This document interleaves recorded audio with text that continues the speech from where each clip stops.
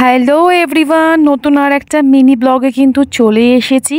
আর শীতকাল মানেই তো জানো পিকনিক। আর চলে গেছি কিন্তু মামা বাড়ির ঠিক পাশেই একটা ভেড়ি ছিল, সেই ভেড়িতে পিকনিক করতে। একদম কিন্তু বাইরের লোক ছিল না, সবাই আমরা পরিবারই ছিলাম, ফ্যামিলি মিলেই একটু টাইম কাটানোর জন্য বেকার ছাদে পিকনিক করব, এর থেকে ভালো ভেড়ির পাশে চলে গেছিলাম পিকনিক করতে। বলছে বললো যে নিজের সাথে যাবো। কোথায় যাবি? আর যদি পড়ে যাস? পড়ে গেলে পড়ে যাবো। পড়ে গেলে পড়ে যাবো। ডুবে যাবি? ডুবে গেলে ব্যাস, ওই তো ওখানে একটা জায়গা আছে, ওখানে উঠে যাবো। কি করে উঠবি? সাঁতার জানিস? হ্যাঁ সাঁতার জানিস? সাহসটা কি বুঝতে পারছো বন্ধুরা তোমরা? ও নাকি একা একা সাঁতার কাটবে, আর কিন্তু আদৌ কিন্তু সে সাঁতার জানে না, ঠিক আছে। আর এইখানে যে নৌকাটা রাখা হয়েছে, নৌকাটার দিকে ওর যে চোখ পড়ে গেছে, আর ওখান থেকে ও সরছেই না।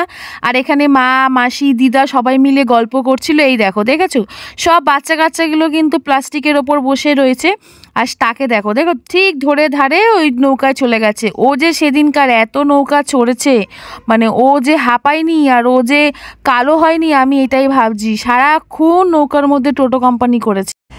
আমরা কিন্তু পিকনিকটা করছি প্রায় অনেক বছরই পর। কেন? কারণ হচ্ছে যে এখন আর পিকনিক ঠিকনিক করা হয় না। আর এখানে যে মুড়ি মাখাটা হচ্ছে না, আমি প্রথমে কিন্তু একটু অবাক হয়ে গেছিলাম যে মুড়ি খাবো ব্রেকফাস্টে।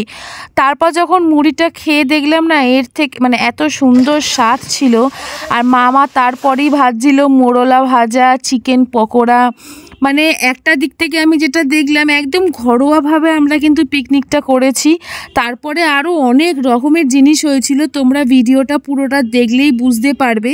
আর যারা যারা আমার পেজে নতুন রয়েছে তারা কিন্তু একটু ফলো করে দিও নতুন বন্ধুটার পাশে থাকার জন্য।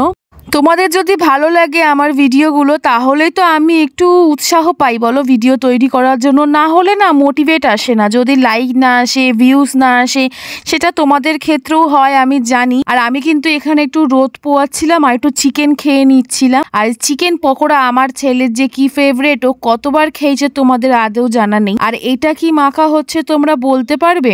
আমি কিন্তু এখন দেখছি ভিডিওটা, আর আমার কিন্তু এখনই জিভে জল চলে আসছে। আর আমার মেজমামি কিন্তু এই সব জিনিস মাখতে ভীষণ ভালোবাসে, মানে চালতা মাখা, ডাব মাখা, আমড়া মাখা, চাটনি, আচার এত সুন্দর সুন্দর বানায়। আর এখানে আমি কিন্তু যাব না বলে একদম ঠিক করেই নিয়েছিলাম। মামা আবার ঘুরে এসছে নৌকাটাকে নিয়ে।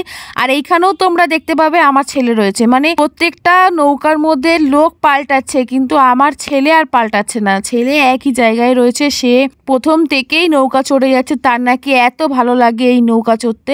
আমারও ভালো লাগে, কিন্তু আমার না ভীষণ ভয় লাগে। কেন বলো তো?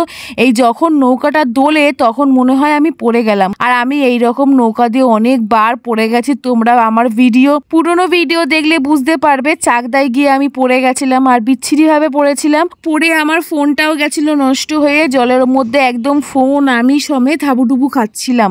আর এখানে আমার ছেলে খেতে বসে গেছে। ওকে আমি বারবার দেখছিলাম, কারণ ও একা একা একদমই খেতে পারে না। তাই দেখছি আর বলছে তুমি আমার দিকে তাকাবে না, আমি একা একাই খাবো। আর এখানে প্রথমে চলে এসছে ভাত, ডাল। আর ডালটা তো একটু লেবু দিয়েই খেতে হয়, যেতে টেস্টি লাগে। আর আমার কাছে কিন্তু চলে এসেছিল মাংস।